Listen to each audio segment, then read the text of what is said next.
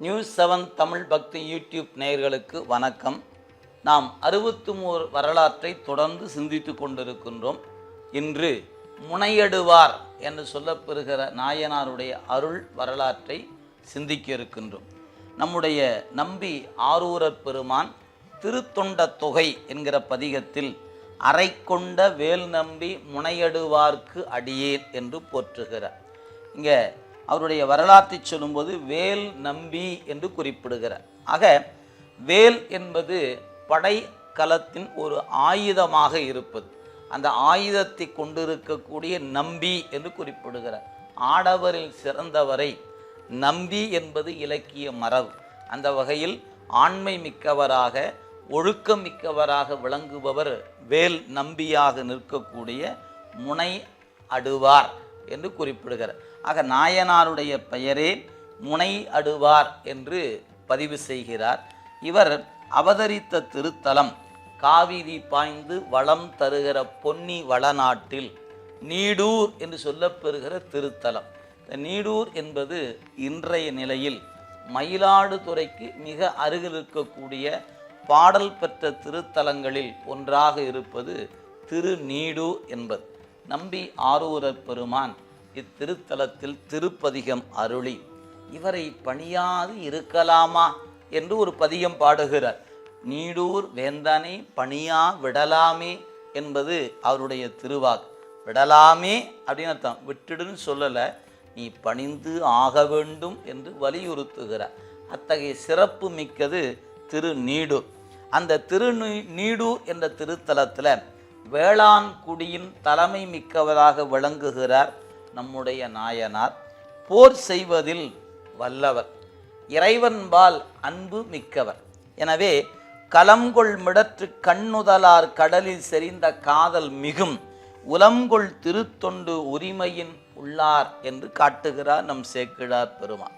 இறைவன்பால் அன்பு மிக்கவராக நிற்கக்கூடிய நாயனார் இருக்கக்கூடிய அவருடைய பணி என்ன என்று சொன்னால், பகை வென்று அந்த பகையை வெல்லுகின்ற பொழுது கிடைத்த பொருளை கொண்டு இறைவன் அடியவர்களுக்கும் இறைவனுக்கும் பணி செய்வார். அப்படி பணி செய்கின்ற பொழுது என்னவாறு பணி செய்ய போகிறார் என்று காட்டுகிறார். ஆக முனை அடுதல் என்பதற்கு பகையை வெல்லுதல் என்று பொருள். யார் இவரிடத்தில் வந்து, ஐயா என்னிடத்தில் ஒருவர் இப்படி பொருள் வாங்கி கொண்டவர் இப்பொழுது பொருள் தர மறுக்கிறார், என் நிலை இது என்று அவருடைய தன்மையை சொன்னால், அவருடைய உண்மை நிலை ஆராய்ந்து அவருக்காக இவர் சென்று அந்த பகையை வெல்வார். அப்படி வெல்லுகின்ற பொழுது இந்த வந்து முறையிட்ட அன்பர் தருகின்ற நிதியை பெற்றுக்கொள்கின்ற நம் நாயனார் அதை தனக்காக வைத்து கொள்ளாமல் சிவனடியார்களுக்கு அமுது ஊட்டுகிற பணிக்கு அதை கொடுத்து விடுவார். அதான் செய்த பணி. சொல்லார், மாற்றார்க்கு அமரில் அழிந்து உள்ளோர் வந்து தம்பால் மாநிதியம் ஆற்றும் பரிசு பேசினால் அதனை நடுநிலை வைத்து கூற்றும் ஒதுங்கும் ஆள் வினையால் கூலி ஏற்று சென்று எரிந்து போற்றும் வென்றி கொண்டு இசைந்த பொன்னும் கொண்டு மன்னுவார் என்று அவரை பற்றி நமக்கு காட்டுகிறார். ஆக இரு பகையில் தோற்றவன் இவரை நாடி வந்து என் சூழல் இது என்று சொல்லி தன்பால் இருக்கிற உண்மையை சொல்லும்போது அதை நடுநிலை ஆய்ந்து என்று குறிப்பிடுகிறார்.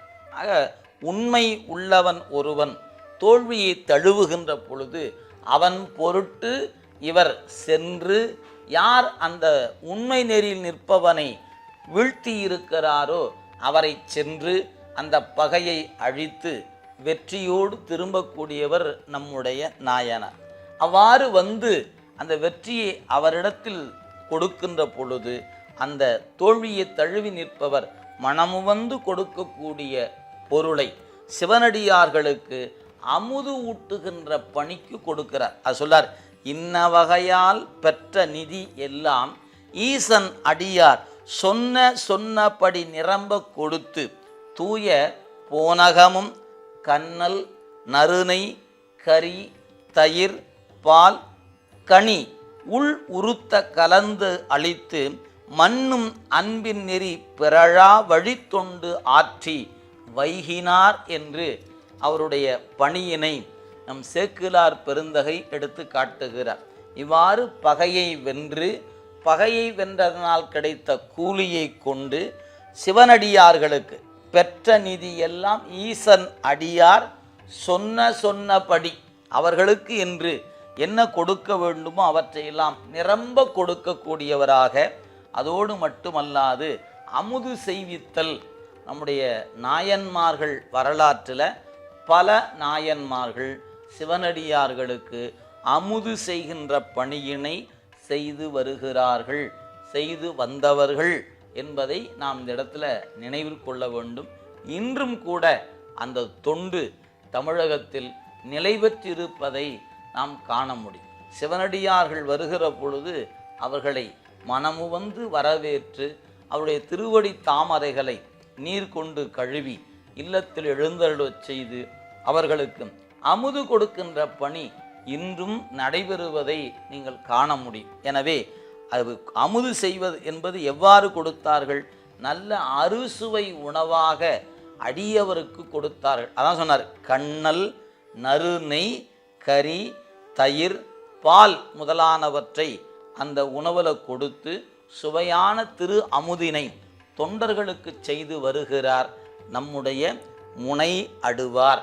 எனவே அவர் செய்யக்கூடிய செயல் கடுமையான செயலாக போர்க்களம் சென்று போர் புரிவது போன்று பகையை வெல்வதற்காக கடுமையான தோற்றமும் அவருடைய செயலில் கடுமை இருந்தாலும் கூட அவருடைய உள்ளத்தில் சிவபெருமானும் சிவபெருமானை வணங்குகிற அடியவர்களுடைய நினைவும் நீங்காது இருந்த காரணத்தினால் தான் பெற்ற செல்வத்தை தனக்காக வைத்து கொள்ளாமல் அதை கொண்டு வந்து அடியவர்களுக்காக கொடுக்கக்கூடிய நெஞ்சம் உடையவராக விளங்குகிறார் நம்முடைய நாயனார். மற்ற இந்நிலைமை பன்னெடு நாள் வையம் நிகழச் செய்து வழி உற்ற அன்பின் செந்நெறியால் உமையால் கணவன் திரு அருளால் பெற்ற சிவலோகத்து அமர்ந்து பிரியா உரிமை மறுவினார் முற்ற உழந்த முனையடுவார் என்னும் நாமம் முன் உடையார். எனவே இவருடைய இயற்பகை பெயர் என்பது இன்னதென்று அறியப்படலை. முனை என்று சொல்லக்கூடிய பகைக்களம் சென்று வென்றதனால் முனையடுவார் என்ற பெயர் அவருக்கு நிலை பெற்றது.